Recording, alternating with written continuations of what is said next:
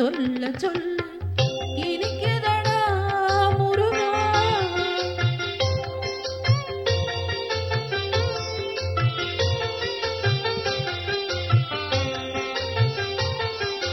முருகன் என்றால் அழகன் என்று தமிழ் மொழி கூறும். அழகன் எந்தன் குமரன் என்று மனமொழி கூறும். முருகன் என்றால் அழகன் என்று தமிழ் மொழி கூறும். அழகன் எந்தன் குமரன் என்று மனமொழி கூறும்.